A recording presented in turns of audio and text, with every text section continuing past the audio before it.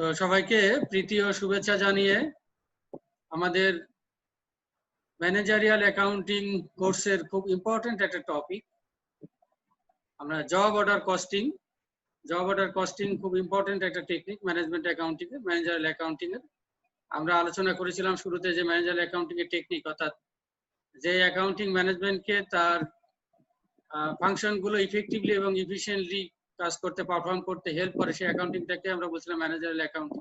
তো হেল্প করতে গেলে তো অনেকগুলো টেকনিক লাগে, তো সেই টেকনিকের মধ্যে একটা ইম্পর্টেন্ট টেকনিক সেটা হচ্ছে জব অর্ডার কস্টিং।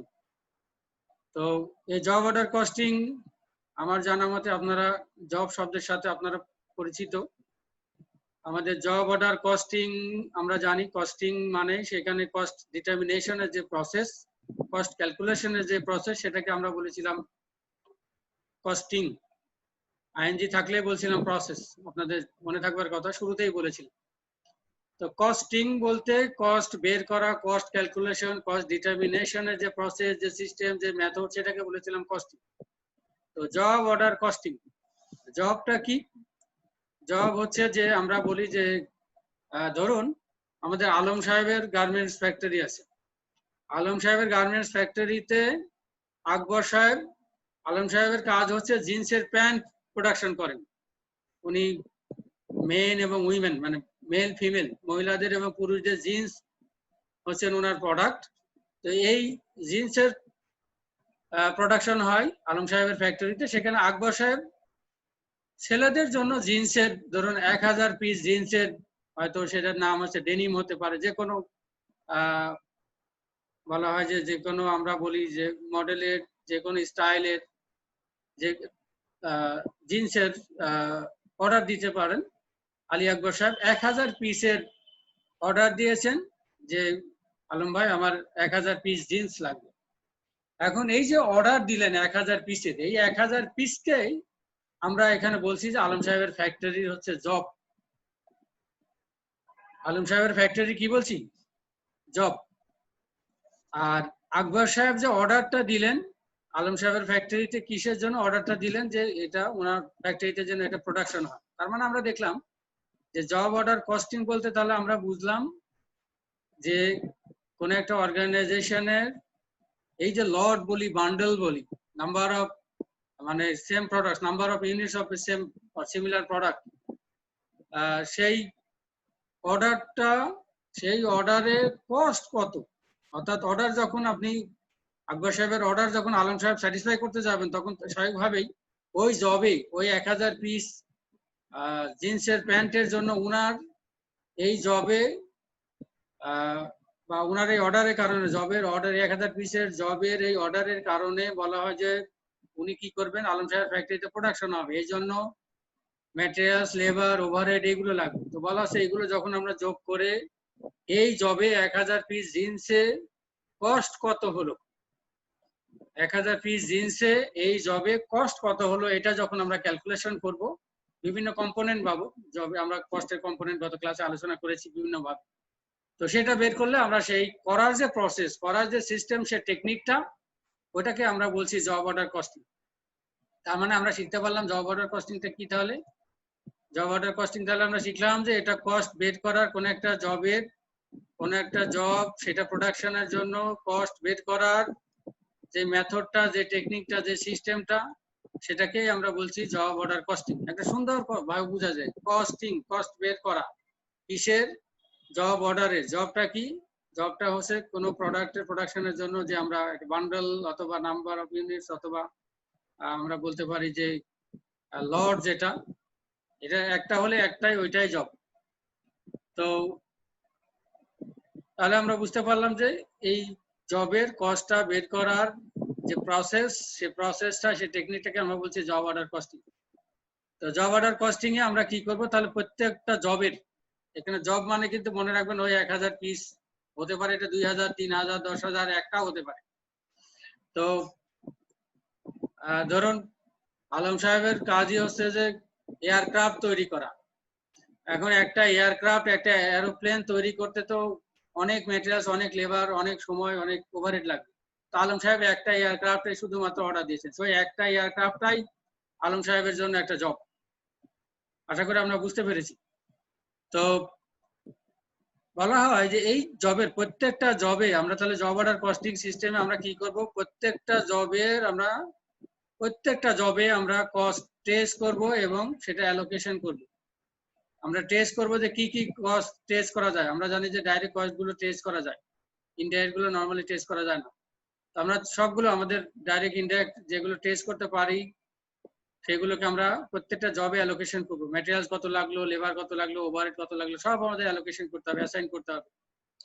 তারপরে আমরা এভারেজ কস্ট পার ইউনিট বের করতে পারবো। সেটা কি করবো, টোটাল ইউনিটকে নাম্বার অফ, ওই যে টোটাল 1000 পিস জিন্সের যে টোটাল যে কস্ট হবে ম্যাটেরিয়ালস লেবার ওভারহেড বাবদ, সেটাকে যদি আমরা 1000 দিয়ে ভাগ দিই তাহলে কিন্তু আমরা কি পাবো, পার জিন্সের পার ইউনিট বা পার জিন্সের পার পিসের আমরা এভারেজ কস্টটা পাবো। এটা আমরা সহজ জিনিস, এটা জানি। এখন প্রশ্ন হলো যে এই জব অর্ডার কস্টিং, এই টেকনিকটা ম্যানেজমেন্ট অ্যাকাউন্টিং এর এই টেকনিকটা কোথায় ইউজ হয়? এটা ইউজ হয় যেখানে বলা হয় যে ডিফারেন্ট প্রোডাক্টস, সে প্রোডাক্ট গুলো কেমন, with individual and unique feature are produced. বলা হয় যে কোনো একটা অ্যাকাউন্টিং পিরিয়ডে, সেটা 1 মাস, 3 মাস, 6 মাস, 1 বছর যাই বলি, একটা অ্যাকাউন্টিং পিরিয়ডে যেখানে বিভিন্ন ধরনের প্রোডাক্ট প্রডিউস হয় এবং প্রত্যেকটা প্রোডাক্টের কাস্টমারদের স্পেসিফিকেশন অনুসারে, কাস্টমারদের অর্ডার অনুসারে প্রোডাকশন হবে এবং সেগুলো হবে ইউনিক ফিচার। আলী আকবর সাহেব যে জিন্সের অর্ডার দিবেন সেটার ফিচার এক ধরনের, সেটা কালার, সেটা সাইজ, সেটা রং একরকম হতে পারে। সাইফুল সাহেব যদি আবার অর্ডার দেন আলম সাহেবের কাছে, সেটা কিন্তু আবার আরেক রকম হতে পারে। যেহেতু আমাদের সাইফুল সাহেবরা রডের এই করেন, রডেরও ওরকম অনেক স্পেসিফিকেশন আছে, এগুলোর ফিচার কিন্তু আলাদা হতে পারে, কালারে হতে পারে, সাইজে হতে পারে, রঙে হতে পারে, আরো অনেক বিভিন্ন ভাবে এটা ফিচার ডিফারেন্ট হতে পারে। তো বলা হয় যে তাহলে আমরা দেখলাম সেটা কি হবে, ইউনিক ফিচারে। এবং তাহলে আমরা দেখলাম যে ইউনিক ফিচারে যদি হয় এটা, তো প্রত্যেক ইউনিক ফিচারের আইটেমের জন্য বা ইন্ডিভিজুয়াল আইটেমের জন্য বা ইন্ডিভিজুয়াল জবের জন্য কিন্তু আমাদেরকে কস্ট বের করতে হবে, এটা খেয়াল রাখবেন। আমরা কিছুক্ষণ আগে যেটা বলছিলাম যে আমাদের জব অর্ডার কস্টিং, তো এই জব অর্ডার কস্টিং কোথায় কোথায় ইউজ হতে পারে, কোন ধরনের অর্গানাইজেশন বাই নেমে আপনারা জানতে পারেন। তো আমরা একটু ধারণা নেই, সেটা হচ্ছে যে কিছুক্ষণ আগে বলতেছিলাম যে এয়ারক্রাফট ম্যানুফ্যাকচারিং হয়, যেখানে যারা এয়ারক্রাফট ম্যানুফ্যাকচারার তারাও জব অর্ডার কস্টিং, কারণ তারাও কাস্টমারের অর্ডারের পরে প্রোডাকশনে যায়। তারপর হতে পারে লার্জ স্কেল কনস্ট্রাকশন, আপনারা জানেন বাংলাদেশেও আছে বহু, মোনেম লিমিটেড সহ আরো বহু কনস্ট্রাকশন ফার্ম আছে, সেখানে কিন্তু তারা অর্ডারের কাজ করে, লার্জ স্কেল অনেক বড় বড় বড় অর্ডারে কাজ করে, সেখানে আমরা বলছি যে জব অর্ডার কস্টিংটা ইউজ হয়। তারপরে যারা মুভি প্রোডাকশন করে, মুভি প্রডিউসার, যারা ফিল্ম বানায়, যারা এই ফিল্মের প্রডিউসার, যারা ফিল্মের মেকার, তারাও কিন্তু এই জব অর্ডার কস্টিং ইউজ করে।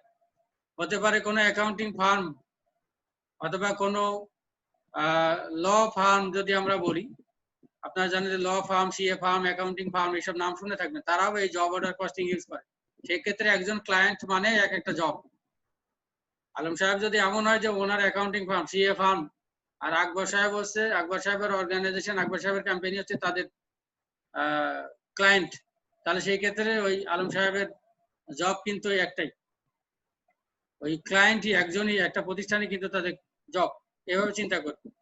তারপরে যারা ধরুন এই যে আমাদের ঈদ গেল, ঈদের কার্ড বলা হয় যে ঈদের কার্ড বা যে কোনো শুভেচ্ছা কার্ড যারা বানায়, শুভেচ্ছা কার্ড যারা ডিজাইন করে, প্রিন্ট করে, একজন, তারা আমরা শিখলাম যে গার্মেন্টস ফ্যাক্টরি থেকে শুরু করে এয়ারক্রাফট ম্যানুফ্যাকচারার, ইভেন হসপিটালেও জব অর্ডার কস্টিং ইউজ হয়। তো অর্থাৎ আমরা জানি এইসব প্রতিষ্ঠানে আমাদের ম্যাটেরিয়ালস, লেবার, ওভারহেড এগুলোর প্রয়োজন হয় এবং সেখানে কাস্টমারের অর্ডার, কাস্টমার স্পেসিফিকেশন অনুসারে প্রোডাকশন হয় অথবা সার্ভিস প্রোভাইড করা হয়। তার মানে আমরা শিখলাম যেখানে কাস্টমারের অর্ডার অনুসারে প্রোডাকশন হবে অথবা সার্ভিস প্রোভাইড করা হবে, সেই ক্ষেত্রে যতগুলো প্রোডাক্টের জন্য যে সার্ভিসের জন্য আমরা কস্ট ইনকার করব, মানে আমাদের যে ফাইন্যান্সিয়াল স্যাক্রিফাইসটা হবে, সেটাকে তো বলেছিলাম আমরা গত ক্লাসে যে কস্ট, সেই কস্টগুলো আমরা যোগ বিয়োগ করে কোনো একটা অ্যাকাউন্টিং পিরিয়ডের আমরা কস্ট বের করব। এই কস্ট বের করার ওই যে যোগ বিয়োগ করা বললাম যে কোনটার পরে কোনটা হবে, সেখানে একটা সিস্টেম আছে।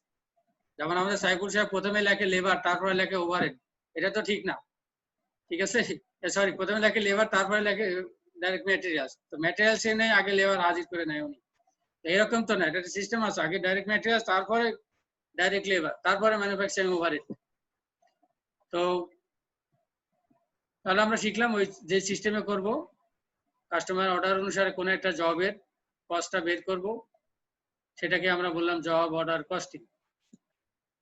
এবং এই প্রতিষ্ঠানগুলো সেখানে এই জব অর্ডার কস্টিং ইউজ করে থাকে। এখন বলা হলো যে ধরুন আলম সাহেবের সাথে আকবর সাহেবের এগ্রিমেন্ট হয়ে গেল ওই 1000 জিন্সের প্যান্টের। এখন কি হবে? আলম সাহেব কি করবেন, এই 1000 জিন্সের জন্য উনার যে ম্যাটেরিয়ালস লাগবে, উনার যে লেবার লাগবে, উনার যে ওভারহেড লাগবে, এগুলোর জন্য কিন্তু উনি প্রোডাকশন ম্যানেজার হলে উনার মাথা ব্যথা শুরু হয়ে যাবে। এই ক্ষেত্রে কি করবেন, আলম সাহেব যদি নিজে প্রোডাকশন ম্যানেজার হয়, তাহলে কিন্তু খেয়াল করবেন যে আলম সাহেব কি করবেন, আলম সাহেব যে স্টোর আছে সেই স্টোর থেকে কিন্তু আলম সাহেব রিকুইজিশন দিয়ে, স্টোর আলাদা, মনে রাখবেন স্টোর একটা ডিপার্টমেন্ট, আলম সাহেবের প্রোডাকশন একটা ডিপার্টমেন্ট, সেলস আর একটা ডিপার্টমেন্ট, সব আলাদা আলাদা ডিপার্টমেন্ট, আলাদা আলাদা সেগমেন্ট। আমরা কিন্তু ম্যানেজমেন্ট অ্যাকাউন্টিং আপনাদের মনে আছে আমরা এটাই করব, যে প্রত্যেকটা সেগমেন্টের জন্য, প্রত্যেকটা ডিপার্টমেন্টের, প্রত্যেকটা প্রোডাক্টের, প্রত্যেকটা ব্রাঞ্চের আলাদা আলাদা আমরা কস্ট বের করব। এটা আপনাদের মনে থাকবার কথা, আলাদা আলাদা রেভিনিউ বের করব, যাতে ওই ডিভিশনে, ওই ডিপার্টমেন্টে, ওই সেগমেন্টে যিনি ইনচার্জ আছেন তাকে আমরা দায়ী করতে পারবো। তার মানে উদ্দেশ্য কি আমাদের, শুরুতেই বলছিলাম যে এটার উদ্দেশ্য হচ্ছে to determination of cost and to control the cost, মনে থাকবার কথা। তো তার মানে আলম সাহেবের প্রোডাকশন ম্যানেজার হলে কি করবেন, উনার স্টোর থেকে, স্টোর রুম থেকে উনি রিকুইজিশন দিয়ে কি পরিমাণ ধান কাপড় লাগবে, কি পরিমাণ রং লাগবে, কি পরিমাণ সুতা লাগবে, এটা কিন্তু উনি রিকুইজিশন দিবেন। তাহলে কি হবে, প্রথমে আমাদের, আমরা জানি 3টা কম্পোনেন্ট লাগবে আমাদের এখানে কস্টে, অ্যাটলিস্ট প্রোডাকশনের জন্য 3টা কম্পোনেন্ট আপনাদের মনে থাকবার কথা। একটা বলেছিলাম ডাইরেক্ট ম্যাটেরিয়ালস, কেউ আবার লেখে ডাইরেক্ট র ম্যাটেরিয়ালস, কে যেন আপনাদের মধ্যে লিখছেন, বা ডাইরেক্ট ম্যাটেরিয়ালস লিখবেন অথবা র ম্যাটেরিয়ালস লিখবেন, ডাইরেক্ট আবার র ম্যাটেরিয়ালস কেন? তো তাহলে আমরা শিখছিলাম direct materials, direct labour and manufacturing overhead, এই 3টাই হচ্ছে আমাদের কম্পোনেন্ট ম্যানুফ্যাকচারিং এর জন্য, প্রোডাকশনের জন্য। এই 3টা কম্পোনেন্টের জন্য প্রথমে লাগবে ম্যাটেরিয়ালস। আমাদের আলম সাহেব কি করবেন, তাহলে স্টোর কিপারের কাছে রিকুইজিশন দিবেন, ম্যাটেরিয়ালস এর রিকুইজিশন দিবেন, যে আমার সেই ম্যাটেরিয়ালস এর রিকুইজিশন দিলে তার মধ্যে কি থাকবে, চেহারাটা এরকম থাকে, রিকুইজিশন ফর্ম। এটা প্রত্যেকটা প্রতিষ্ঠানে দেখবেন এরকম ম্যাটেরিয়ালস রিকুইজিশন নির্ধারিত ফর্ম থাকে, ফিল আপ করে পাঠায়, কেউ কম্পিউটারে করে পাঠায়, কেউ ম্যানুয়াল আছে, ম্যানুয়ালে প্রিন্ট করা আছে, সেটাও পাঠিয়ে দিতে পারে। তো সেই ম্যাটেরিয়ালস রিকুইজিশন ফর্মটা আপনারা দেখতে বুঝতে পারবেন যে এখানে ম্যাটেরিয়ালস রিকুইজিশন নাম্বার আছে, এটা সিরিয়াল নাম্বার, যে আসলে এটা কততম রিকুইজিশন যাচ্ছে সেটা। এরপর হচ্ছে যে কোন জবের জন্য করছেন, সে জবের কোন জবে আপনার এই কস্ট গুলো চার্জ হবে, ম্যাটেরিয়ালসটা ইউজ হবে।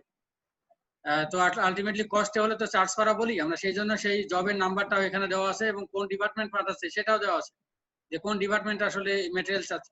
তো ধরলাম আমরা 2 ধরনের, এখানে ডেসক্রিপশন থাকবে যে কোন ধরনের ম্যাটেরিয়ালস লাগবে। ধরেন যেন একটা থান কাপড়, একটা সুতা, বা একটা রং, একটা সুতা, বোঝা যায়, এবং কি পরিমাণ, কি কোয়ান্টিটি কত লাগবে।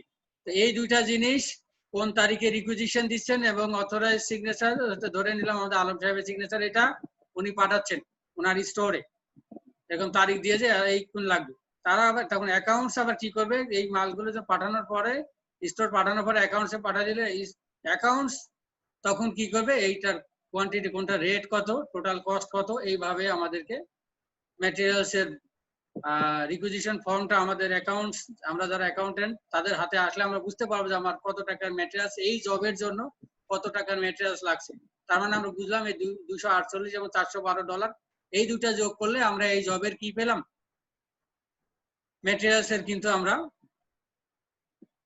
কি বলে, এই মার্চ মাসে যদি হিসাব করি তাহলে ম্যাটেরিয়ালস এর একটা কস্টের একটা হিসাব পেলাম। এইটা যোগ করাটাই আসলে। তো এইভাবে ম্যাটেরিয়ালস এর রিকুইজিশন ফর্ম পাঠাবেন ম্যাটেরিয়ালস এর ক্ষেত্রে।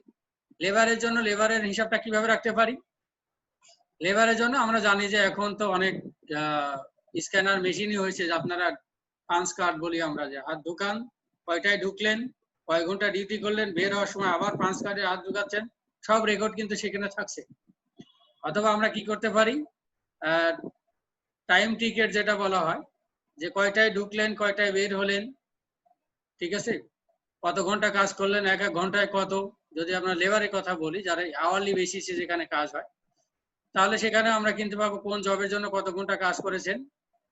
সেখানে আমরা বুঝতে পারবো যে 72 লেবার বাবদ, সে লেবারের নাম কি, মেরি হোল্ডেন প্রত্যেক, এবং উপরে এই টিকিট নাম্বার যেটা সেটা মেরি হোল্ডেনের একটা আইডেন্টিটি নাম্বার থাকবে, সেই নাম্বারটা এখানে আছে। মেরি হোল্ডেন উনি আর কাজ করতেছেন কোথায়, প্রোডাকশনটা হচ্ছে স্টেশন 4-এ। আমরা জানি যে এগুলো নাম্বার থাকে, এগুলো আলাদা আলাদা লোকেশন থাকে, অনেক ফ্যাক্টরি থাকে, অনেক লোকেশন থাকে, আপনাদের এরকম স্টেশন ভাগ থাকতে পারে।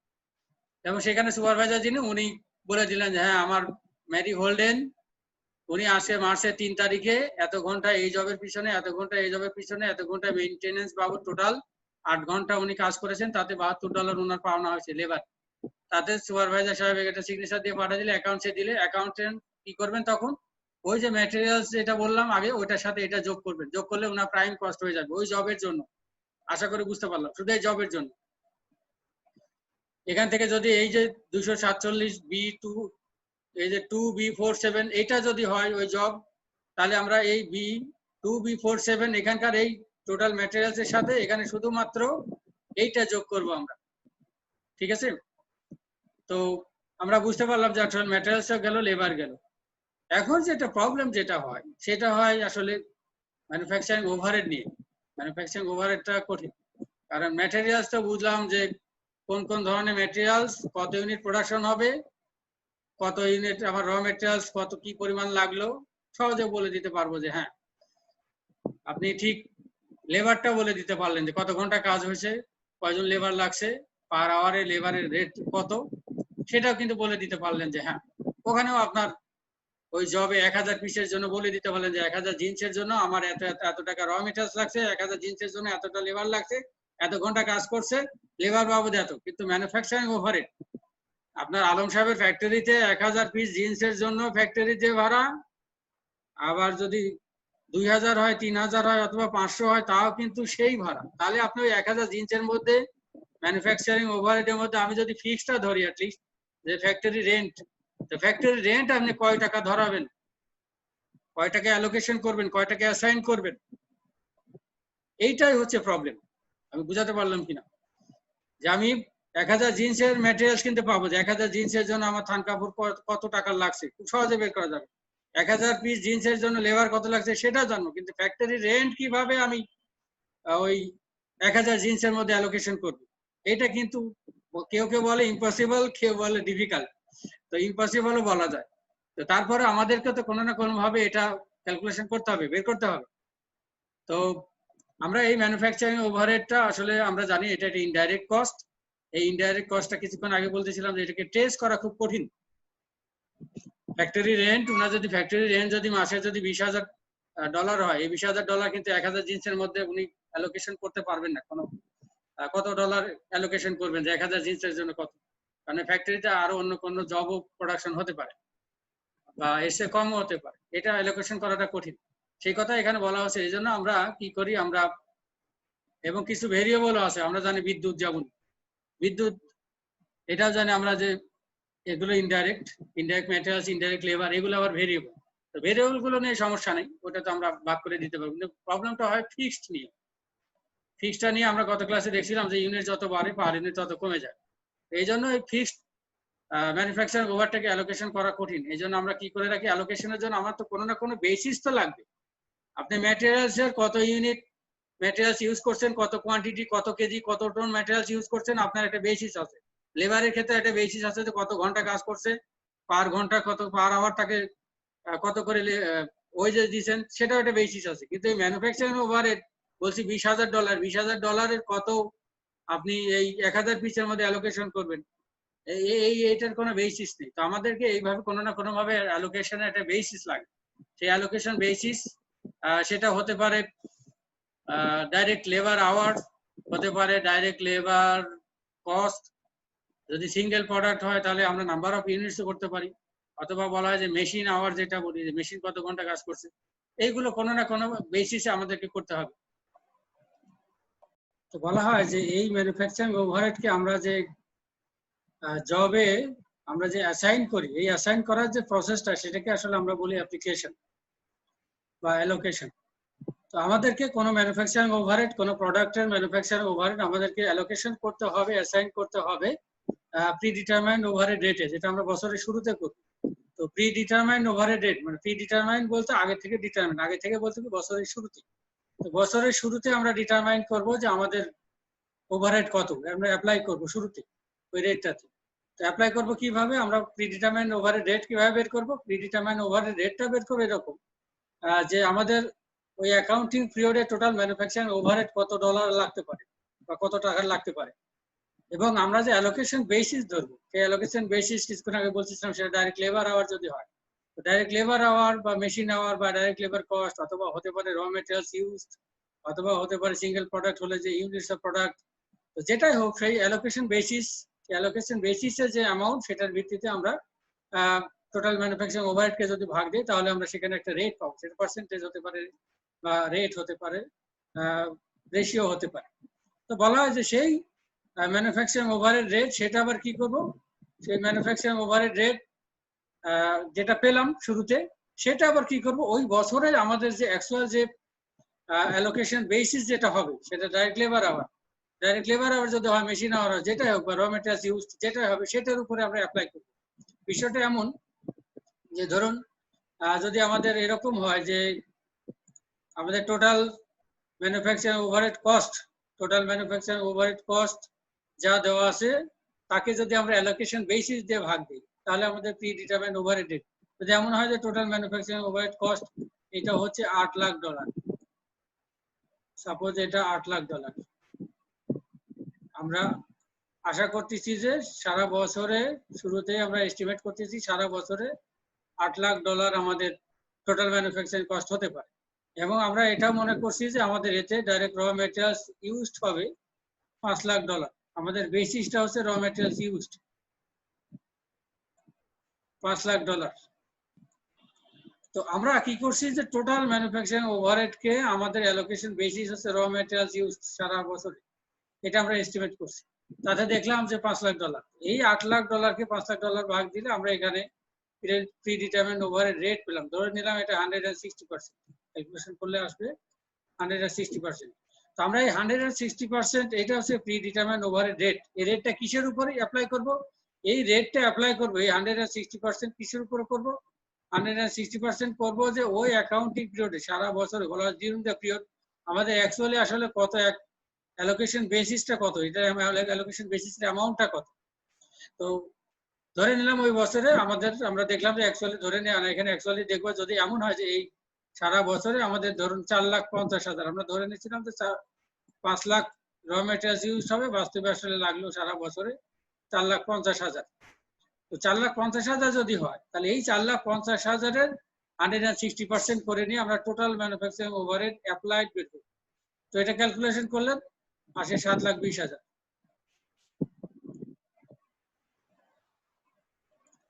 এই $7,20,000 এই হচ্ছে আমাদের ম্যানুফ্যাকচারিং ওভারহেড অ্যাপ্লাইড।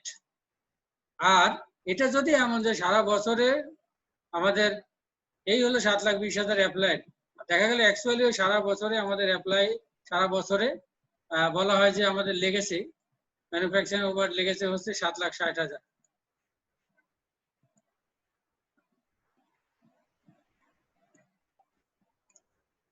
ধরে নিলাম আমাদের লেগেছে $7,60,000। তো $7,60,000 যদি লাগে,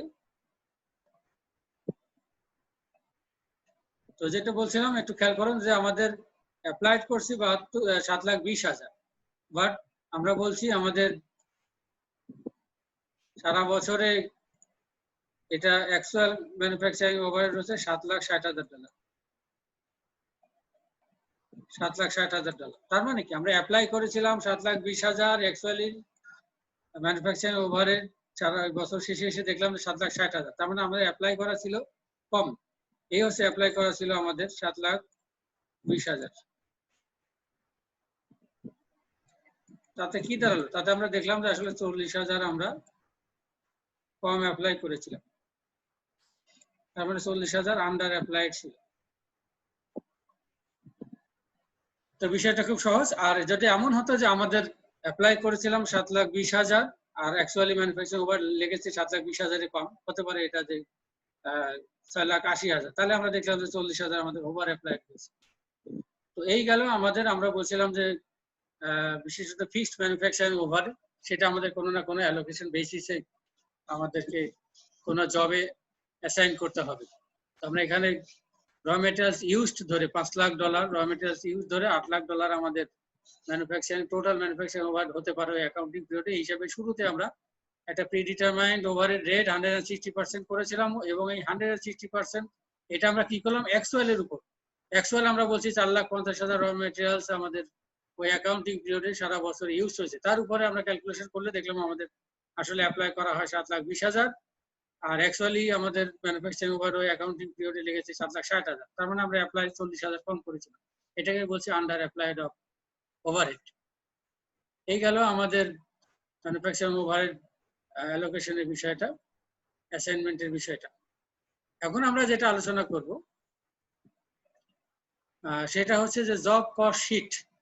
আমাদের মনে আছে যে আমরা এই যে ম্যাটেরিয়ালস, লেবার এবং ওভারহেড যে মেজারমেন্ট করলাম, সেটা আমাদের কোন একটা শিটে, কোন একটা স্টেটমেন্টে আমাদেরকে এটা দেখাতে হবে। জব কস্ট শিট কোন একটা জবের জব কস্ট শিটের এটা ফর্মটা কেমন হয়, ফর্মেটটা কেমন হয়, সেটা যদি আমরা একটু দেখি, এগুলো খেয়াল করে দেখেন যে জব কস্ট শিটের কন্টেন্টস বা কি সেটাও যদি দেখি, এখানে জবের নাম্বার আমরা ধরে নিলাম আমাদের যে জব সেটা হচ্ছে 2B47, এবং আমাদের যে ডিপার্টমেন্ট থেকে জব কস্ট শিট যে ডিপার্টমেন্ট করতে সেটা হচ্ছে মাইলিং ডিপার্টমেন্ট। এটা হচ্ছে আমরা জব অর্ডার কেসিং, একটা স্পেশাল অর্ডার কেসিং এর, সেই কেসিং আইটেমের নাম হচ্ছে কেসিং। সেই কেসিং এর আমরা ধরে নিলাম যে আমাদের আইটেমের নাম একটা কেসিং।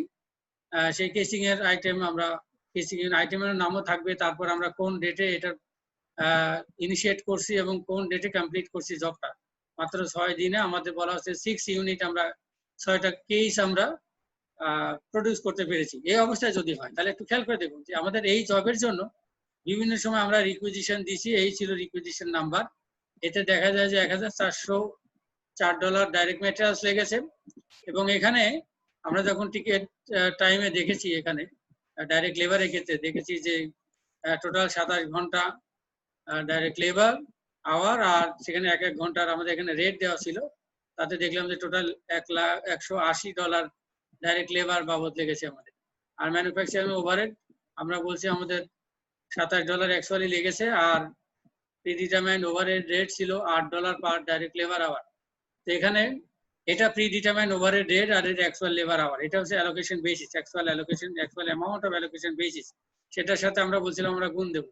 আর এই 8 ডাইরেক্ট লেবার আওয়ার, বুঝতে পারছি ডাইরেক্ট লেবার আওয়ার হচ্ছে আমাদের অ্যালোকেশন বেসিস, অ্যালোকেশন বেস, আর সেটা আমরা প্রিডিটারমাইন্ড করে বের করেছিলাম $8, এবং সেটার সাথে আমরা অ্যাকচুয়াল লেবার আওয়ার 27 ঘন্টা সেটা গুণ দিয়ে পাচ্ছি $216। এই হচ্ছে আমাদের ম্যানুফ্যাকচারিং ওভারহেড।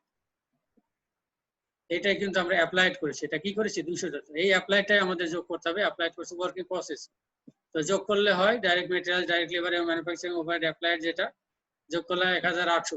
আপনাদের মনে আছে এই হচ্ছে টোটাল ম্যানুফ্যাকচারিং কস্ট। আর আমরা 6 ইউনিট 6টা কেস আমরা ম্যানুফ্যাকচার করতে পারছিলাম। তার মানে আমাদের এক এক কেসের জন্য, এক এক ইউনিটের জন্য লাগছে $300। তো আমরা এই যে সামারিতে যেটা দেখালাম, এই সামারির মতো করে আসলে আমরা জব কস্ট শিট করব। তো আমরা একটু জব কস্ট শিট সম্পর্কে একটু ধারণা পেলাম। এরপরে আমরা আসলে দেখবো যে আমরা এই জব, কোন একটা জবের জন্য আমরা cost of goods manufacture, cost of goods sold, এগুলো কিভাবে বের করবো, বা ইনকাম স্টেটমেন্ট সেটা কিভাবে করবো। তো প্রথমে যেটা করব সেটা হচ্ছে schedule of cost of goods manufacture. আমরা শিডিউলও বলতে পারি, আমরা শিটও বলতে পারি, আমরা স্টেটমেন্টও বলতে পারি। তো schedule of cost of goods manufacture, আমরা এই শিডিউলে কি কি করব, গুডস ম্যানুফ্যাকচার প্রোডাকশন কস্টটা বের করতে। প্রোডাকশন কস্ট বের করতে গেলে আপনাদের মনে থাকবার কথা যে আমরা বলেছি যে আমাদের কম্পোনেন্ট লাগে direct materials, direct labour, manufacturing overhead. এই 3টা জিনিস যোগ করলে সেটার নাম প্রোডাক্ট কস্ট বা ম্যানুফ্যাকচারিং কস্ট। আপনাদের মনে আছে নিশ্চয়। এখানে যেটা হবে যে আমাদের র মেটেরিয়াল যেটা বলছি, আমরা ডাইরেক্ট মেটেরিয়াল যেটা বলছি, সব ডাইরেক্ট মেটেরিয়ালস তো আমরা এখানে যোগ করব না। আবার প্রোডাকশনের জন্য যত টাকা র মেটেরিয়ালস আমরা ইউজ করব, শুধুমাত্র তত টাকা র মেটেরিয়ালস আমরা এখানে দেখাবো। তো বলা হয় যে এই ডাইরেক্ট র মেটেরিয়ালস কত ডলার ইউজ করছি সেটা কিভাবে পাবো, সেটা যদি আমরা দেখাতে চাই যে কিভাবে র মেটেরিয়ালস ইউজ করছি কত ডলার, সেটা যদি হয়, সব র মেটেরিয়ালস কিন্তু আমরা ইউজ করবো এখানে দেখাবো না। তো কত টাকা র মেটেরিয়ালস ইউজ করছি সেটা যদি বের করতে চাই, একটু খেয়াল করে দেখুন সবাই, যে ধরে নিন আমার 10,000 টাকা র মেটেরিয়ালস আগের থেকেই আছে। আমি আরো ধরুন 2 লাখ টাকার র মেটেরিয়ালস আমি কিনেছি। আমার অ্যাকাউন্টিং পিরিয়ড যদি 1 বছর হয়, তাহলে আগের বছরে 10,000 টাকার র মেটেরিয়ালস রয়ে গেছে, 2 লাখ টাকার র মেটেরিয়ালস আমি কিনেছি। এই র মেটেরিয়ালস কিনতে আমার আরো হয়তো ট্রান্সপোর্টেশন কস্ট লাগছে বা ইম্পোর্ট করতে গেলে ইম্পোর্ট ডিউটি লাগছে, ধরে নিলাম ওগুলো বাদেই ধরি বোঝার সুবিধার্থে। তাতে আমি দেখলাম যে আমার 2,10,000 টাকার র মেটেরিয়ালস অ্যাভেলেবেল হলো। কিসের জন্য? প্রোডাকশন করার জন্য। আমরা যদি বুঝতে সুবিধা হবে যে ধরেন আগের বছরে আমার 10,000 টাকার কাঠ রয়ে গেছে, এই বছরে আরো 2 লাখ টাকার কাঠ আমি কিনেছি, তার মানে 2,10,000 টাকার কাঠ আমার অ্যাভেলেবেল হলো। কিসের জন্য? ফার্নিচার বানানোর জন্য, প্রোডাকশনের জন্য। সে কথা বলছি, র মেটেরিয়ালস অ্যাভেলেবেল। এখন বলা হচ্ছে যে আমি 2,10,000 টাকার কাঠ দিয়ে আমি ফার্নিচার বানাতে পারবো। দেখা গেল যে আমার বছর শেষে 40,000 টাকার কাঠ রয়ে গেছে, অর্থাৎ আমি এই 40,000 কাঠ দিয়ে ফার্নিচার বানাইনি। এর অর্থ কি? এর অর্থ হচ্ছে যে আমি 1,70,000 টাকার কাঠ ফার্নিচার বানাতে ইউজ করেছি। তো আমি যেই ফার্নিচার বানালাম সেই ফার্নিচারেরই তো সেটা তো ফিনিশড, সেটাই তো কস্ট আমি বের করবো। তো সেটার কস্ট যখন বের করবো, তো স্বাভাবিকভাবে তখন কিন্তু আমি কিন্তু 2,10,000 টাকা কিন্তু দেখাবো না। দেখাবো কত? 1,70,000। কারণ 40,000 টাকার ফার্নিচার, 40,000 টাকার কাঠ কিন্তু আমার রয়ে গেল, যেটা ইনভেন্টরি। এটা আমরা পরের বছর বিগিনিং ইনভেন্টরি হিসেবে শিখবো। এটা কস্ট হিসেবে দেখাচ্ছে না। কস্ট কত দেখাবো? কস্ট দেখাবো যে যতগুলো টেবিল বানিয়েছি, যদি এমন হয় যে এটা দিয়ে আমার হয়তো 7টা টেবিল বানানো যেত, সেখানে আমরা 5টা টেবিল বানিয়েছি। তো আমরা 5টা টেবিল বানাতে আমাদের 1,70,000 লাগছে। তো আমরা যখন এই কস্ট ক্যালকুলেশন করবো, তখন তো আসলে এই 5টা টেবিল যেটা ফিনিশ হতে, যেটা বিক্রি করবো, সেটারই কস্ট বের করবো। তো সেই ক্ষেত্রে আসলে আমাদের এই 2,70,000 না, আমরা এই 1,70,000 টাকার র মেটেরিয়াল যেটা ইউজ করছি সেটাই দেখাবো। তো সেই কথাই বলা হচ্ছে যে আমরা যখন প্রোডাকশন কস্ট বের করবো, তো প্রোডাকশন কস্টে তো প্রোডাকশনে তো আমার ওই 1,70,000 টাকা র মেটেরিয়ালসই আমি ইউজ করছি। তো সেটাই আমাদেরকে দেখাতে হবে। তাহলে আমরা বুঝলাম যে র মেটেরিয়ালস ইউজ কিভাবে বের করতে হয় সেটা। এরপরে তার সাথে ডাইরেক্ট লেবার যোগ করব। ডাইরেক্ট লেবার যোগ করে তারপর বলা যায় ডাইরেক্ট এক্সপেন্সেস। তাহলে র মেটেরিয়ালস ইউজড। এখানে আরেকটা জিনিস বলা হচ্ছে যে বলা হয় অনেক সময় যে ম্যানুফ্যাকচারিং ওভারহেডের মধ্যে আমরা জানি যে ইনডাইরেক্ট মেটেরিয়ালসও থাকে। তো আমাদের যদি এমন হয় যে ম্যানুফ্যাকচারিং ওভারহেডের ফিগারও দেওয়া আছে, ইনডাইরেক্ট মেটেরিয়ালস এর ফিগারও দেওয়া আছে, এবং বলা আছে যে ইনডাইরেক্ট মেটেরিয়ালস ম্যানেজমেন্টকে জানানোর জন্য যে আমার এখানে 10,000 টাকার হয়তো ম্যানুফ্যাকচারিং ওভারহেড আছে। তো 10,000 টাকার মধ্যে বলা হচ্ছে যে এখানে $600 ইনডাইরেক্ট মেটেরিয়ালস আছে। তো এটাতে এর মধ্যে আছে, শুধু ম্যানেজমেন্টকে জানানো যে আমার এর মধ্যে $600 ইনডাইরেক্ট মেটেরিয়ালস আছে, এটা জানানো যে ইনফর্ম করা। কিন্তু আমরা যখন অ্যাকাউন্টেন্ট হিসাবে কস্ট বের করবো, তখন কিন্তু আমাদের অবশ্যই কি করতে হবে? $600 ইনডাইরেক্ট মেটেরিয়ালস, সেটা অবশ্যই মেটেরিয়ালস এর মধ্যে থেকে বাদ দিয়ে দেখাতে হবে। তো তাহলে আমরা শিখলাম যে আমাদের ডাইরেক্ট মেটেরিয়ালস ইউজড, তার সাথে ডাইরেক্ট লেবার যোগ হবে। এর বাইরে আরেকটা জিনিস আছে, সেটা হচ্ছে যে ডাইরেক্ট এক্সপেন্স। ডাইরেক্ট এক্সপেন্স অনেক সময় হয় যে যারা ডিজাইন করে, ডিজাইনার করা আর্কিটেক্টও আমাদেরকে টাকা দিতে হয়। অনেক সময় এমন হয় যে মেশিন ম্যান এগুলো আমাদের পাশের ফ্যাক্টরি থেকে হায়ার করতে হয়, তাদেরকে আমাদের টাকা দিতে হয়। তো বলা যায় এরকম প্রোডাকশনের সাথে ডাইরেক্টলি রিলেটেড এরকম কোনো এক্সপেন্স যদি থাকে, সেই ডাইরেক্ট এক্সপেন্স এইগুলো যোগ করে তখন আমরা ম্যাটেরিয়ালস এর সাথে লেবার যোগ করে প্রাইম কস্ট বের করবো। এর সাথে আমরা জানি যে ম্যানুফ্যাকচারিং ওভারহেড আমরা কিছুক্ষণ আগে বের করলাম, যেটা আমরা অ্যাপ্লাই করবো ওয়ার্কিং প্রসেসে, প্রোডাকশন প্রসেসে। সেই অ্যাপ্লাইড এটা যোগ করলে এর নাম হবে টোটাল ম্যানুফ্যাকচারিং কস্ট। এই যে টোটাল ম্যানুফ্যাকচারিং কস্ট বলছি, মনে রাখবেন এই টোটাল ম্যানুফ্যাকচারিং কস্টের মধ্যে কিন্তু এর মধ্যে ওয়ার্কিং প্রসেসও, অর্থাৎ আমার যেই গুডসটা এখনো কমপ্লিট হয়নি, এখনো ফিনিশড হয়নি, এখনো সেল করার যোগ্য হয়নি, যেটা র মেটেরিয়ালসও নেই কিন্তু পার্শিয়ালি কমপ্লিটেড হয়েছে, এরকম গুড যদি এই বছরে থেকে থাকে, যে এমন হয় যে শার্টে শুধু বোতাম লাগানো বাকি আছে, কিন্তু আমার শার্টের জন্য তো মেটেরিয়ালসও লাগছে, লেবারও লাগছে, ওভারহেডও লাগছে। আবার আমি যদি ফার্নিচারের কথা যেটা বলছিলাম, যে ফার্নিচার টেবিল বানাবো বলছিলাম, টেবিল বানানো শুধু পায়া লাগানো বাকি আছে বা রং করা বাকি আছে। তো বলা হয় এই অবস্থায় যদি হয় ফিনিশড আমার একেবারে কমপ্লিট হয়নি, সেই ক্ষেত্রে তাহলে আমরা যেহেতু ফিনিশ গুডসের প্রোডাকশন কস্ট বের করছি, তো মানে যেই গুডস ম্যানুফ্যাকচার্ড আমরা বলছি একদম কমপ্লিটেড, সেই গুডসে যেহেতু কস্ট বের করছি, স্বাভাবিকভাবে আমাদের এই বছরে যেহেতু কোনো ওয়ার্কিং প্রসেস থাকে সেটা আমরা বাদ দেবো। আর আগের বছরে যদি থেকে থাকে, আগের অ্যাকাউন্টিং পিরিয়ডে যদি থেকে থাকে, স্বাভাবিকভাবে সেটা এই বছর ফিনিশ করবো, তো সেটা যোগ হবে। এটা একটু খেয়াল রাখবেন যে টোটাল ম্যানুফ্যাকচারিং কস্টের সাথে আমার আগের বছর কোনো ওয়ার্ক ইন প্রসেস থাকলে, আগের অ্যাকাউন্টিং পিরিয়ডে কোনো ওয়ার্ক ইন প্রসেস থাকলে সেটা যোগ হবে। আর এই বছরের কোনো ওয়ার্ক ইন প্রসেস যদি থেকে থাকে যে কমপ্লিট করতে পারলাম না, সেই অ্যামাউন্টটা আমার এই টোটাল ম্যানুফ্যাকচারিং কস্টের মধ্যে কিন্তু আছে, সেটা বাদ দিয়ে দিতে হবে। দিলে তারপরে আমরা পাবো কি কস্ট অফ গুডস ম্যানুফ্যাকচার্ড, অর্থাৎ যে গুডসটা একেবারে ম্যানুফ্যাকচার্ড হয়ে গেছে। ওটা আগে বলছিলাম ম্যানুফ্যাকচারিং কস্ট, মানে যেটা এখনো ম্যানুফ্যাকচারিং চলছে, মানে কন্টিনিউয়াস, যার মধ্যে ওয়ার্ক ইন প্রসেসও আছে। আর এখন যেটা বললাম কস্ট অফ গুডস ম্যানুফ্যাকচার্ড, মানে যে গুডসটা ম্যানুফ্যাকচার্ড হয়েছে, প্রোডিউসড হয়ে গেছে, একদম ফিনিশড হয়ে গেছে, কমপ্লিট হয়ে গেছে, সেই গুডসের আমরা কস্ট বের করলাম। আশা করি আপনারা বুঝতে পেরেছেন। এরপরে আমরা যেটা বের করব, আরেকটা শিডিউল করব, সেটার নাম হচ্ছে schedule of cost of goods sold. তো schedule of cost of goods sold আগে বের করলাম যে কত টাকার মাল বানালাম, কত টাকার গুডস প্রডিউস করলাম। এখন আমরা যেটা বের করবো সেটা হচ্ছে কত টাকার গুডস বিক্রি করলাম, কত টাকার মাল বিক্রি করলাম।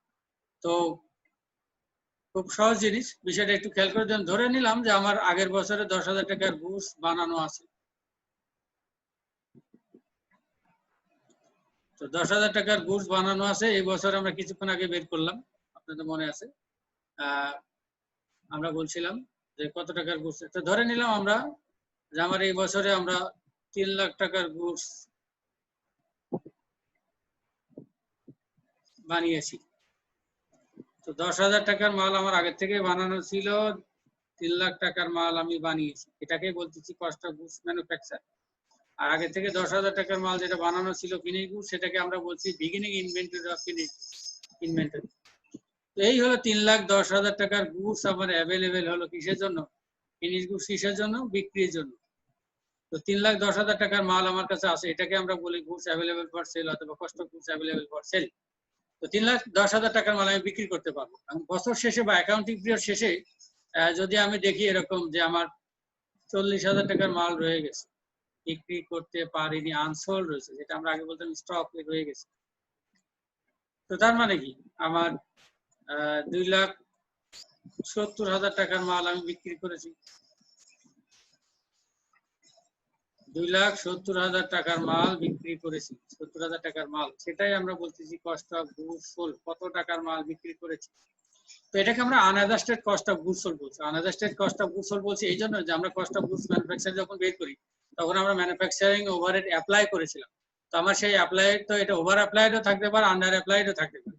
তো যদি আন্ডার অ্যাপ্লাইড হয়, আমরা বলছিলাম আন্ডার অ্যাপ্লাইড কখন হবে, যখন আমাদের অ্যাপ্লাইড ম্যানুফ্যাকচারিং ওভারহেড যেটা প্রিডিটারমাইন্ড ওভারহেড রেটে করছিলাম, সেটা যদি আমাদের অ্যাকচুয়াল ওই বছরে যে অ্যাকচুয়াল ম্যানুফ্যাকচারিং ওভারহেড তার চেয়ে যদি কম হয়, অ্যাপ্লিকেশন যদি কম করে থাকে আগে, তার মানে সেটা আন্ডার অ্যাপ্লাইড হয়েছে। সেই আন্ডার অ্যাপ্লাইড হলে আমরা এই আনঅ্যাডজাস্টেড কস্ট অফ গুডস সোল্ড এর সাথে আমরা অ্যাডজাস্ট করব।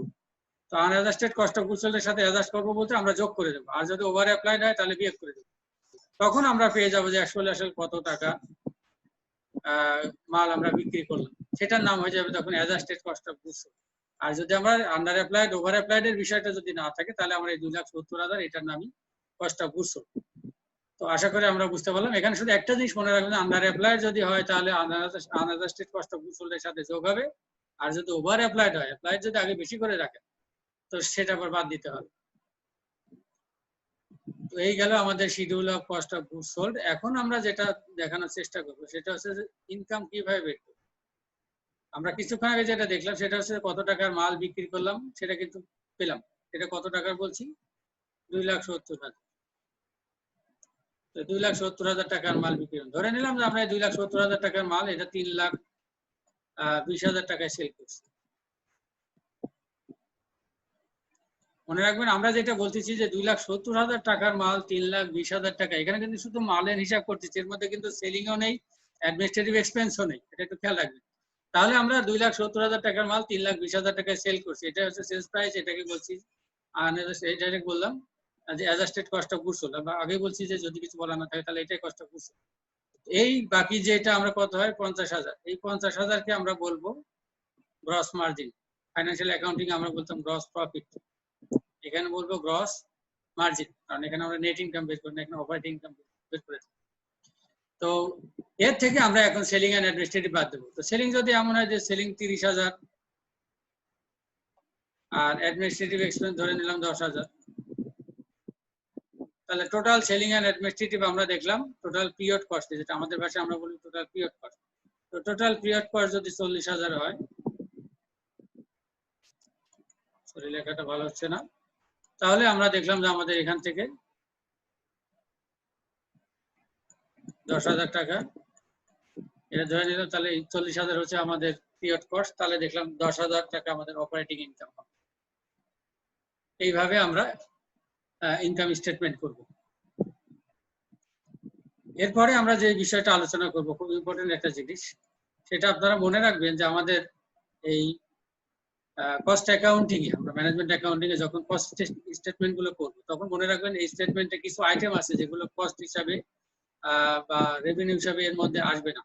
এই আইটেম গুলো আপনারা একটু মনে রাখবেন, যে এই আইটেম গুলো ফাইন্যান্সিয়াল অ্যাকাউন্টিং এর আইটেম, এটা শুধুমাত্র ম্যানেজমেন্টের ডিসিশনের জন্য, এটা এক্সটার্নাল রিপোর্টিং এর জন্য লাগে, ম্যানেজমেন্টের ডিসিশনের জন্য আসলে এই আইটেম গুলো আসবে না। যেমন বলা আছে ক্যাশ ডিসকাউন্ট অ্যালাউড, ক্যাশ ডিসকাউন্টটা আসবে না, কিন্তু এখানে আরেকটা জিনিস আছে, সেটা হচ্ছে ট্রেড ডিসকাউন্ট।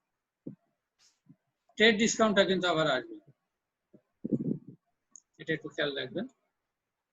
যে কোন কোন আইটেম গুলো একটু মনে রাখবেন, কোন কোন আইটেম গুলো এই সময় অনেক সময় পরীক্ষার হলে বা কোশ্চিনে থাকে, এগুলো কনফিউজ করার জন্য এই আইটেম গুলো দেওয়া থাকে। বাট আমরা কিন্তু যখন কস্ট বের করবো বা ইনকাম বের করবো, রেভিনিউ হিসাবে দেখাবো না, কস্ট হিসাবে এগুলো দেখাবো না, এক্সপেন্স হিসাবে দেখাবো, এই জিনিসটা খেয়াল রাখবেন। তো এইগুলো গেল আমাদের কস্ট স্টেটমেন্ট বা schedule of cost goods manufacture এবং schedule of cost goods sold এবং ইনকাম স্টেটমেন্টের আলোচনা। এখন আমরা চেষ্টা করব আর একটা প্রবলেমের মাধ্যমে এটা বোঝানোর জন্য। তো এখন আমরা এই schedule of cost of goods manufactured এইটা নিয়ে একটু আলোচনা করব। এবং আমরা যেটা বলেছিলাম আপনাদের মনে আছে যে ম্যানুফ্যাকচারিং ওভারহেডে আমরা এটাকে আমাদেরকে অ্যালোকেশন করতে হবে, এটাকে অ্যাপ্লাই করতে হবে, এটাকে অ্যাসাইন করতে হবে কোনো না কোনো বেসিসে। তো সেই সম্পর্কিত এই ওভারহেড অ্যানালাইসিস এবং কস্ট অফ গুডস ম্যানুফ্যাকচার কিভাবে প্রিপেয়ার করতে হয়, schedule of cost of goods manufacture, সেটা সম্পর্কে আমরা এখন আলোচনা করব। তো আপনারা একটু খেয়াল করুন, আমাদের যে প্রবলেমটা, সেই প্রবলেমটা আমাদের যে মূল বই, যেটা টেক্সট বুক গ্যারিসনের 15 এডিশন, সেই গ্যারিসনের প্রবলেম 3-25, অর্থাৎ 3 নম্বর চ্যাপ্টারের 25 নম্বর প্রবলেম, সেটা নিয়ে আমরা আলোচনা করব। আপনারা আশা করি দেখতে পাচ্ছেন এখানে যেটা বলা হচ্ছে যে Gitana Products operates a job order costing system and applies overhead cost to jobs on the basis of direct materials used in production. খুব ভালো মতো বুঝে নেবেন অঙ্কটা। বলা হচ্ছে যে তারা job order costing system operate করে এবং তারা ওভারহেড কস্টটাকে অ্যাপ্লাই করে কিসের ভিত্তিতে? আমরা বলছি কোনো না কোনো বেসিস লাগবে। তাদের বেসিসটা কি? বেসিস মানে কি? যেটা নিচে থাকে, যেটা দিয়ে ভাগ দেওয়া হয়, মনে থাকবার কথা আপনাদের। এখানে বেসিসটা কি? যে যত টাকা র মেটেরিয়ালস তারা প্রোডাকশনে ইউজ করবে, সেই র মেটেরিয়ালস যত বলছে যত টাকা বা যত ডলারে, সেইটার ভিত্তিতে সেইটা দিয়ে ভাগ দিয়ে ওনারা total manufacturing overhead cost estimated ওটাকে ভাগ দিয়ে ওনারা অ্যাপ্লাই করবেন, সেটা বলছে। আমরা যেমন কিছুক্ষণ আগে বলছিলাম, মনে আছে আপনাদের, যে আমরা সেখানে ডাইরেক্ট লেবার আওয়ারকে বেসিস ধরছিলাম। বাট এই কোম্পানি কি করছেন, ওনারা ডাইরেক্ট ম্যাটেরিয়ালস ইউজড, কত টাকা র মেটেরিয়ালস ইউজড হয়েছে, কত ডলার র মেটেরিয়ালস ইউজড হয়েছে, সেটাকে বেসিস ধরবে। সেটা বলছে not on the basis of raw materials purchased, কত টাকা র মেটেরিয়ালস কেনা হয়েছে সেটা না। আমাদের মনে আছে আমরা এরকম একটা জিনিস দেখাচ্ছিলাম যে আমার র মেটেরিয়ালস বেশি কেনা থাকতেই পারে, আমার র মেটেরিয়ালস অ্যাভেলেবল বেশি থাকতেই পারে, বাট আমরা সেটাকে বেশি ধরবো না। আমাদের এখানে বেশি ধরছে কোনটা? যত টাকা র মেটেরিয়ালস হয়েছে, বলছিল 25,000 টাকার, সেরকম যতটা ডলারের র মেটেরিয়ালস এখানে তাদের ইউজ হবে সেটা। এরপর বলছে কি it's predetermined overhead rate was based on a cost formula. ফর্মুলাটা কি? বলা হচ্ছে that estimated $8 lakh of manufacturing overhead for an estimated allocation base of $5 lakh direct materials dollars to be used in production. আমরা জানি আমরা যে অ্যালোকেশনটা করব, apply করব, সেটা শুরুতে এটা 1 বছরের ইনফরমেশন দেওয়া আছে কোন একটা বছরে, তাহলে বছরে সেটা বলা হচ্ছে যে ওই বছরে বলা হচ্ছে $5 লাখ র মেটেরিয়ালস ইউজড হবে, এবং সেখানে এস্টিমেট করতেছেন ওনারা যে সেখানে ম্যানুফ্যাকচারিং ওভারহেড $8 লাখ লাগতে পারে। তার মানে আমরা কি করবো? $8 lakh total manufacturing overhead cost লাগতে পারে, তাদের বেসিসটা কি, কিসের বেসিসে রেটটা করে নিচ্ছে, ডিটারমাইন্ড ওভারহেড মানে প্রি ডিটারমাইন্ড ওভারহেড রেট, সেটা করতেছে কত ডলারের র মেটেরিয়ালস লাগবে। তার মানে কি 8 লাখ 5 লাখ দিয়ে যদি আমরা ভাগ দিই তাহলে কিন্তু আমরা ইয়ে পেয়ে যাব, কি পেয়ে যাব, আমরা পেয়ে যাব প্রি ডিটারমাইন্ড ওভারহেড রেট। আপনাদের মনে আছে তারা এই কোম্পানি এস্টিমেট করতেছে যে এই বছরে তাদের total manufacturing overhead 8 lakh dollar লাগতে পারে এবং ডাইরেক্ট মেটেরিয়ালস বা র মেটেরিয়ালস ইউজ হবে প্রোডাকশনে 5 লাখ ডলারে। তাহলে সেই ক্ষেত্রে তাদের প্রিডিটারমাইন্ড ওভারহেড রেট হচ্ছে 160%, অথবা এখানে ফ্র্যাকশনও আসতে পারে, সমস্যা নেই। তার মানে আমরা কি করব, এই যে প্রিডিটারমাইন্ড ওভারহেড 160%, এটা কিসের উপর সার্চ করব, আমরা সার্চ করব যে অ্যাকচুয়ালি ওই বছরে কত ডলারের র মেটেরিয়ালস ইউজড হয়েছে সেটার উপরে 160% করব। আপনাদের মনে থাকবার কথা আমরা $8 বের করে নিয়েছিলাম ওভারহেড রেট, সেখানে ওই অ্যাকাউন্টিং পিরিয়ডে 27 ঘন্টা কাজ হয়েছিল, এই জন্য 27 দিয়ে গুণ দিয়েছিলাম। ঠিক আমরা এখানেও তাই করবো, 160% এটার সাথে কি গুণন হবে, অ্যাকচুয়ালি ওই বছরে ডাইরেক্ট ম্যাটেরিয়ালস কত ইউজ হয়েছে সেটার উপর চার্জ করলে তাহলেই আমরা ওই বছরে অ্যাকচুয়াল ওই বছরে আসলে অ্যাপ্লাইড ইয়েটা পাবো, আমরা যে ম্যানুফ্যাকচারিং ওভারহেড অ্যাপ্লাইড কত করছি সেটা। তো এটা তো জানতে পারবো পরে অ্যাকাউন্টিং পিরিয়ড শেষে, কিন্তু আমাদের ওভারহেড রেটটা শুরুতে বের করে নিতে হবে। এরপরে আমাদের কি ইনফরমেশন দেওয়া আছে, বলা আছে the company has provided the following data for the just completed year. বলা আছে জাস্ট একটা বছর শেষ হয়েছে, এই বছর কিছু ইনফরমেশন দেওয়া আছে। এর মধ্যে কি কি দেওয়া আছে, বলা আছে যে $5,10,000 র মেটেরিয়ালস ওই বছরে কেনা হয়েছে, ডাইরেক্ট লেবার কস্ট লাগছে $90,000। আর এরপরে কিছু ম্যানুফ্যাকচারিং ওভারহেড দেওয়া আছে, এটা খেয়াল করে দেখেন, এটা কিন্তু অ্যাকচুয়াল। এটা কি অ্যাকচুয়াল, অ্যাকচুয়াল বলতে ওই বছরে এত ম্যানুফ্যাকচারিং ওভার অ্যাকচুয়ালি লাগছে, আশা করছিল 8 লাখ লাগবে কিন্তু লাগছে এত, এটা খেয়াল রাখবেন। আর ওই বছরে র মেটেরিয়ালস কিনছে $5,10,000, আর তাদের লেবার কস্ট লাগছে $90,000, কিন্তু এটা অ্যালোকেশন করতে হবে যে 5 লাখের উপরে, সেটা তো আমরা করে নিয়েছি। এরপরে আমাদের ইনভেন্টরি পজিশনটা দেওয়া আছে। ইনভেন্টরি পজিশনে কি দেওয়া আছে, ইনভেন্টরি পজিশন দেওয়া আছে র মেটেরিয়ালস আমরা জানি, মনে রাখবেন ইনভেন্টরি এই 3 অবস্থা ইনভেন্টরি, ইনভেন্টরি র ম্যাটেরিয়ালস অবস্থাও সেটাও ইনভেন্টরি, ওয়ার্ক ইন প্রসেস সেটাও ইনভেন্টরি, ফিনিশ গুড সেটাও ইনভেন্টরি। এগুলোর ক্ষেত্রে আমরা বলি আনইউজড মানে প্রোডাকশন ইউজ হয়নি, আর এই ক্ষেত্রে বলে থাকি আনসোল্ড, যেটাকে আমরা আগে বলতাম স্টক, এখন মতিঝিলে পাঠিয়ে দিয়েছি আমরা। স্টক বললে আমরা ব্রিটিশরা ভালো বুঝি, স্টক স্টক স্টকে আছে। তো এটা আমাদের beginning and ending inventory position দেওয়া আছে, র মেটেরিয়ালস ইনভেন্টরি পজিশন এবং ওয়ার্কিং প্রসেস ফিনিশ গুড দুটারই, এই 3টারই পজিশন দেওয়া আছে। আমাদের রিকোয়ারমেন্ট যেটা, আমাদেরকে কি করতে হবে, প্রথম রিকোয়ারমেন্ট যেটা সেটা বলা হচ্ছে যে আমাদেরকে প্রি ডিটারমাইন্ড ওভারহেড রেট বের করতে হবে। আপনারা একটু খেয়াল করে দেখেন, প্রথম রিকোয়ারমেন্ট হচ্ছে প্রি ডিটারমাইন্ড ওভারহেড রেট। আমরা কিন্তু প্রি ডিটারমাইন্ড ওভারহেড রেট বের করে নিয়েছি 160%, মনে থাকবার কথা। কিভাবে বের করেছিলাম, আমরা বের করেছিলাম যে ওই অ্যাকাউন্টিং পিরিয়ডে তাদের টোটাল ম্যানুফ্যাকচারিং ওভারহেড কত হতে পারে, তারা এস্টিমেট করছে 8 লাখ হতে পারে, এবং এই 8 লাখকে আমরা বলছিলাম যে আসলে অ্যাপ্লাই করব কিসের ভিত্তিতে, ম্যাটেরিয়ালসকে তো ভাগ করে দিতে পারি, লেবারকেও পারতেছি ডাইরেক্ট যেগুলো, কিন্তু ইনডাইরেক্ট যেগুলো সেগুলো তো আসলে ভাগ করতে পারছি না আমরা। সেই জন্য আমরা একটা বেসিস ধরে নিয়েছিলাম, এই অর্গানাইজেশন বেসিস ধরছে যে যত ডলারের র মেটেরিয়ালস তারা ইউজ করবে, তো অ্যালোকেশন বেস ধরছে, ডিটারমাইন রেট প্রি ডিটারমাইন্ড মানে শুরুতেই, প্রি মানে পূর্বে, বছরের শুরুতেই তাদের ওভারহেড রেটটা ধরে নিছে যে কি পরিমাণ র মেটেরিয়ালস ইউজ হতে পারে। তারা বলছে যে এখানে $5 লাখ র মেটেরিয়ালস ইউজ হতে পারে, সেটার বেসিসে আমরা 160% প্রি ডিটারমাইন্ড ওভারহেড রেটটা আগে বের করে নিয়েছি। এরপরে রিকোয়ারমেন্ট কি বলছে, compute the amount of under applied or over applied for the year. আমাদেরকে এখন বের করতে হবে যে আমাদের ম্যানুফ্যাকচারিং ওভারহেড যেটা, সেটা কি আন্ডার অ্যাপ্লাইড হয়েছে নাকি ওভার অ্যাপ্লাইড হয়েছে। আমরা আন্ডার অ্যাপ্লাইড কখন বলবো, যে আমরা যেটা অ্যাপ্লাই করব সেটা যদি অ্যাকচুয়ালি সেলে শুরুতে যত ডলারের ম্যানুফ্যাকচারিং ওভারহেড আমরা অ্যাপ্লাই করছি, অ্যাসাইন করছি, জবের মধ্যে ঢুকাইছি, আর পরবর্তীতে যদি বছর শেষে দেখি যে তার চেয়ে কম লাগছে, অ্যাকচুয়ালি কম লাগছে, তার মানে আমরা বেশি রাখছি, সেটা ওভার অ্যাপ্লাইড। আন্ডার অ্যাপ্লাইড কখন হবে, যখন আমরা রাখবো কম, পরবর্তীতে লাগবে বেশি, তার মানে অ্যাপ্লাইড আন্ডার মানে অ্যাপ্লাইড কম অ্যাকচুয়াল বেশি, ওভার মানেই ওভার অ্যাপ্লাইড মানে অ্যাপ্লাইড বেশি অ্যাকচুয়াল কম, এটা খেয়াল রাখবেন। আমরা যখন আন্ডার অ্যাপ্লাইড অথবা ওভার অ্যাপ্লাইড বের করতে যাব তখন আমাদেরকে অবশ্যই অ্যাকচুয়ালটা জানতে হবে। আমাদের এটা বেসিস লাগবে। তো আমাদের বেসিস হচ্ছে যে অ্যাকচুয়ালি কত ডলার র মেটেরিয়ালস লাগছে, কত ডলার র মেটেরিয়ালস লাগছে, এটা যখন আমরা বের করতে চাবো তারপরে আমরা কিছুক্ষণ আগে কি শিখলাম যে আমার আগে থেকে $20,000 র মেটেরিয়াল ছিল এবং শুরুতে বলছি $5,10,000 র মেটেরিয়ালস কিনছি, অঙ্কে দেওয়া আছে দেখেন। র মেটেরিয়াল শুরুতে $20,000 র মেটেরিয়াল শুরুতে ছিল, বছরের শুরুতে ছিল।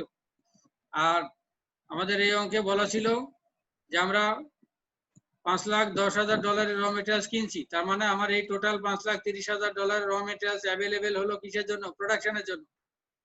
ইউজ করব কোথায়? ইউজ করবো প্রোডাকশনে। এখানে আবার বলা হচ্ছে যে না, $80,000 র মেটেরিয়ালস এখনো ইউজ হয়নি, পড়ে আছে।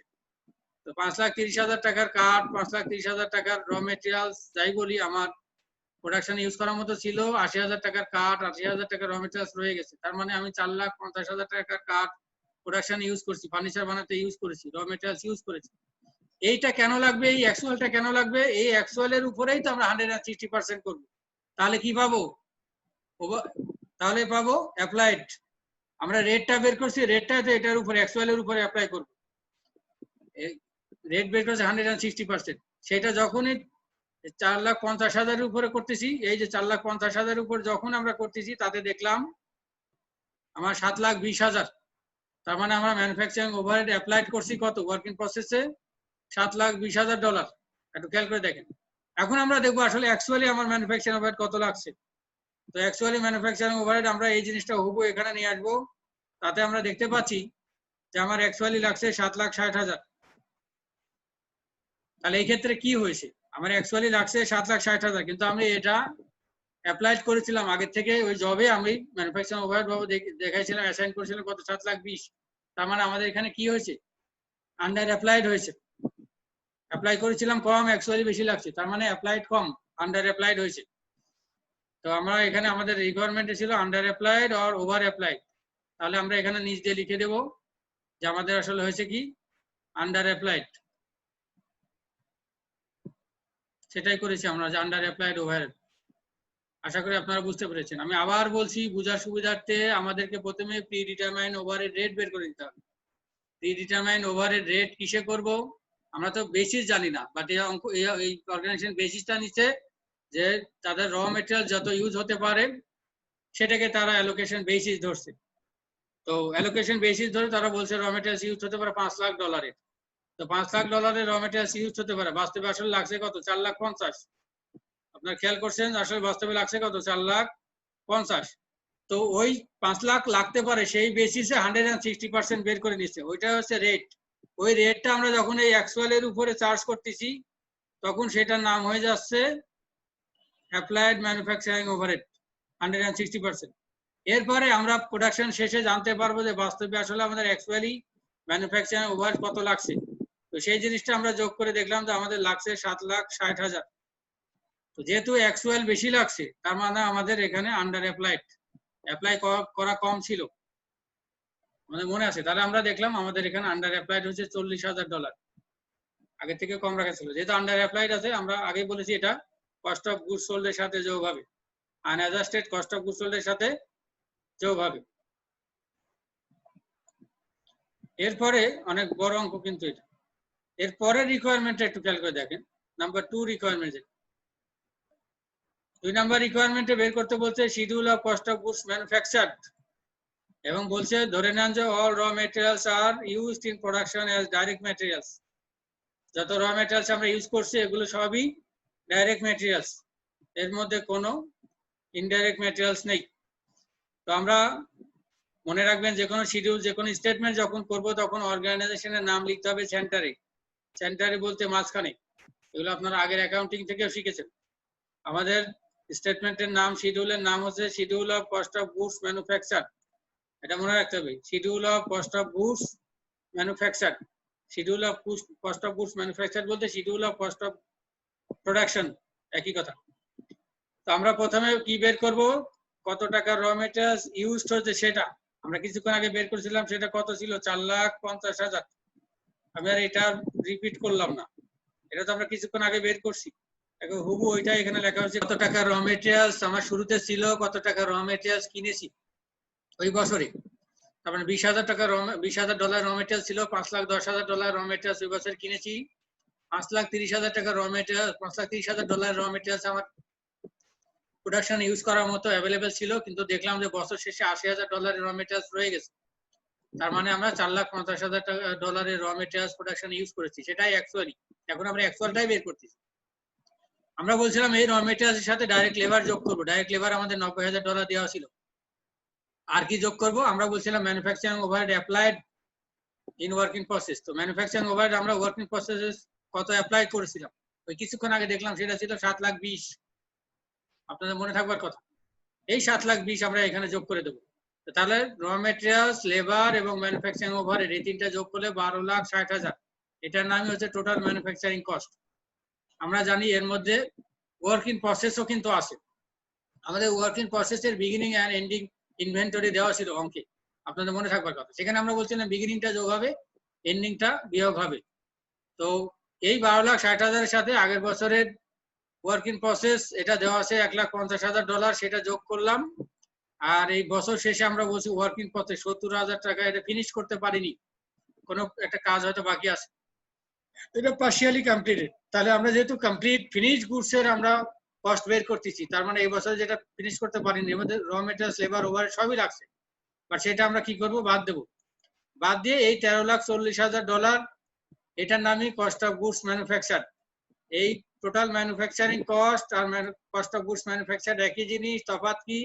এর মধ্যে ওয়ার্ক ইন প্রসেসও আছে, কিন্তু এই $13,40,000 মধ্যে ওয়ার্ক ইন প্রসেস নেই, আমরা বাদ দিয়ে দিছি। এটা একদম ফিনিশ গুডস এর জন্য, যেটা আমরা সেল করব। কারণ আমরা এই কস্টটা যদি জানতে পারি, তাহলেই আমরা এখানে প্রফিট যোগ করে সেলস প্রাইস নির্ধারণ করতে পারবো, আদারওয়াইজ কিন্তু পারবো না। আমাদের সেলস প্রাইস নির্ধারণ করতে হবে। তো এখন আমরা যেটা বের করব, তাহলে এই আর একটা রিকোয়ারমেন্ট গেল কস্ট অফ গুডস ম্যানুফ্যাকচারেড। আপনাদের এই সিকোয়েন্সটা মনে রাখতে হবে, এই সিস্টেমটা মনে রাখতে হবে। এই সিস্টেমে বের করার এই টেকনিকটা, এই সিস্টেমটার নামই জব অর্ডার কস্টিং। এখন আরেকটা রিকোয়ারমেন্ট, সেটা হচ্ছে unadjusted cost of goods sold.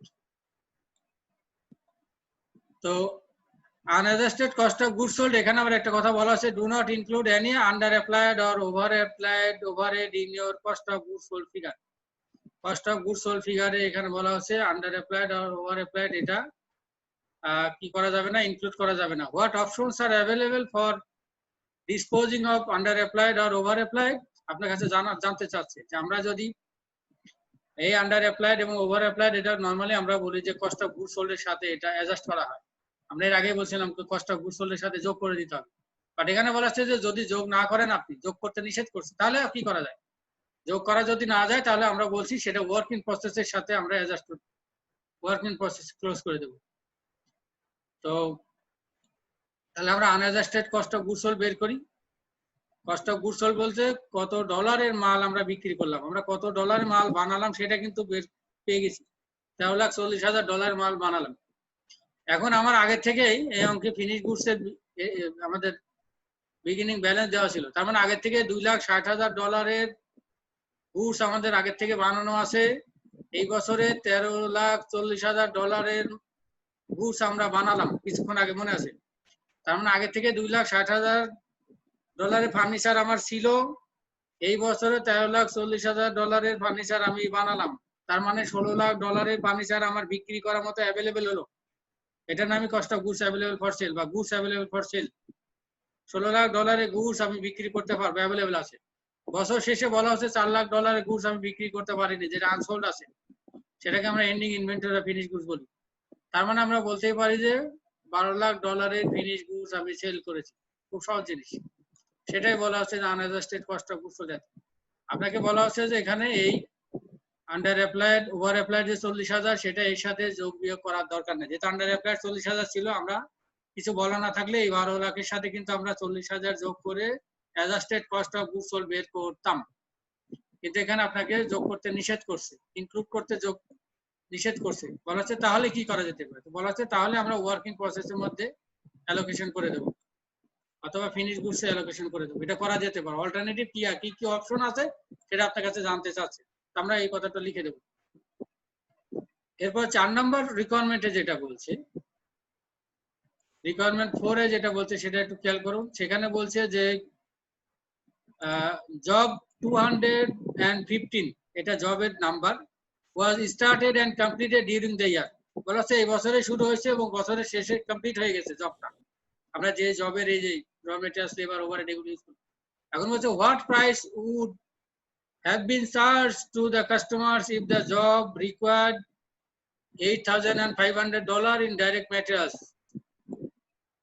$2,700 in direct labor cost, and the company priced its job at 25% above the job's cost according to the accounting systems।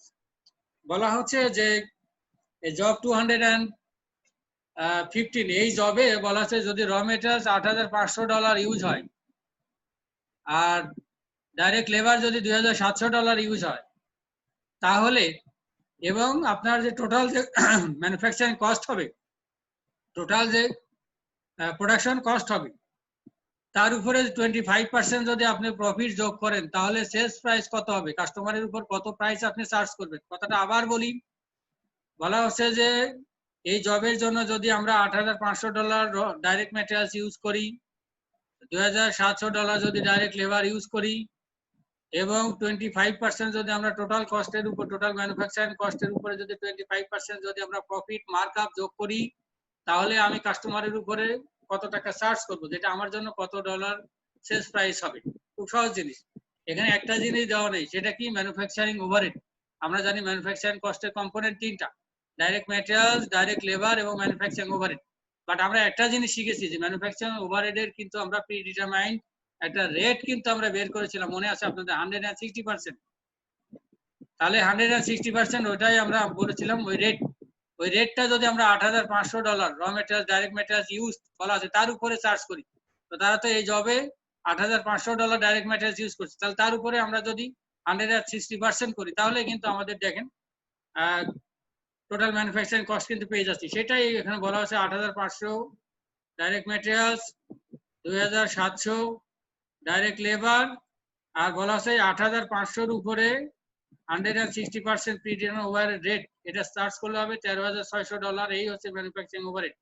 তাহলে এই তিনটা যোগ করলে $24,800। এই হচ্ছে আমার টোটাল ম্যানুফ্যাকচারিং কস্ট। বলা হচ্ছে টোটাল ম্যানুফ্যাকচারিং কস্টের সাথে যদি আমরা 25% যোগ করি, তো $24,800 সাথে 25% যোগ করা মানে কি, 24,800, বিষয়টা দ্বারা এরকম, 24,800 যোগ 24,800 উপরে 25%।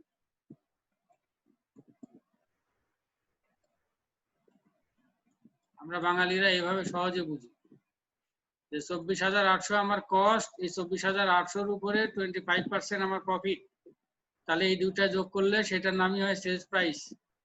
সেটাই বলা আছে, সেটা আমরা কার উপর চার্জ করব, যার কাছে সেল করব, সে আমাদেরকে কাস্টমার। সেটাই বলেছে যে কাস্টমারের কাছে আমরা চার্জ করব কোন প্রাইস, প্রাইস বলতে সেলস প্রাইস।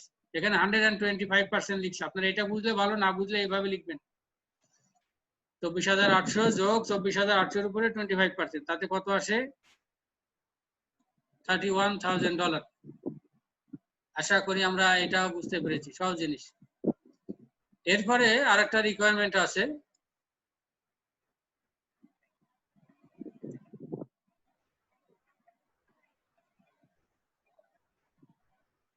বড় একটা অঙ্ক করাই দিচ্ছি যাতে ছোট অঙ্কগুলো সহজে পারেন। রিকোয়ারমেন্ট 5 এ যেটা বলছে একটু খেয়াল করুন সবাই। এখানে বলছে যে ডাইরেক্ট ম্যাটেরিয়ালস মেড আপ কত, $24,000।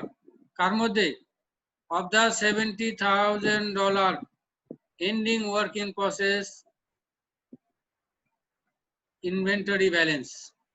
70,000 এর মধ্যে ডাইরেক্ট ম্যাটেরিয়ালস কত ধরছি, 24,000। এখানে দেখুন বলা আছে আপনাকে কাছে চাচ্ছে যে এই মিসিং ফিগারটা কত হবে, ডাইরেক্ট লেবার কত হবে, ম্যানুফ্যাকচারিং ওভারহেড কত হবে এই 70,000 এর মধ্যে। খুব ইন্টারেস্টিং। আমরা একটা জিনিস শিখেছিলাম, আপনাদের মনে আছে, এখানে একটা জিনিস আমরা বলেছিলাম যে ওভারহেড কি হবে, ডাইরেক্ট ম্যাটেরিয়ালস এর 160%। সুন্দর। তো আমরা ডাইরেক্ট ম্যাটেরিয়ালসও জানি, এই মাত্র ওভারহেডও পেলাম, আর টোটালটা দেওয়া আছে। তো অটোমেটিক্যালি কিন্তু আমরা মিসিং ফিগার 7600 পাবো। কঠিন লাগার কথা না, 4টা ফিগারের মধ্যে 3টা জানি, বা 3টার মধ্যে এই 2টা জানি, আর একটা তো বের করা সহজ। আমি আবার বলছি 24,000 ডাইরেক্ট ম্যাটেরিয়াল দেওয়া আছে। ম্যানুফ্যাকচারিং ওভারহেডে আমরা বেসিসটা বের করেছিলাম 160%। 160% করলে হয় $38,400। তো আমার ম্যাটেরিয়াল $24,000, ম্যানুফ্যাকচারিং ওভারহেড $38,400, আর টোটালটা দেওয়া আছে 70,000। তার মানে এই 24,000 এবং 38,400 যোগ করে 70,000 থেকে বাদ দিলে সেটাই হবে ডাইরেক্ট লেবার। আশা করি আমরা এটা বুঝতে পেরেছি। তো এই গেল আমাদের জব অর্ডার কস্টিং এর আমাদের schedule of cost of goods manufactured এবং ম্যানুফ্যাকচারিং ওভারহেড যে অ্যানালাইসিস সেটার আলোচনা। এরপরে আমরা আমাদের মূল বই থেকে কিভাবে schedule of cost of goods manufacture, schedule of cost of goods sold এবং ইনকাম স্টেটমেন্ট করতে হয় সেটা আমরা শিখব। তো আমি আপনাদেরকে বইতে বলে দেব কোন কোন নাম্বারগুলো প্র্যাকটিস করতে হবে। তো আজকের ক্লাস এই পর্যন্ত। আশা করি আমরা নেক্সট ডেতে আমরা অন্য একটা চ্যাপ্টার, বিশেষত কস্ট ভলিউম প্রফিট, যেটা আমরা কস্ট ভলিউম প্রফিট রিলেশনশিপ, সেটা নিয়ে আলোচনা করতে পারবো। তো সে পর্যন্ত সবাই ভালো থাকবেন, সুস্থ থাকবেন, এই আশাবাদ ব্যক্ত করে আজকের ক্লাস এখানে শেষ করছি। আল্লাহ হাফেজ।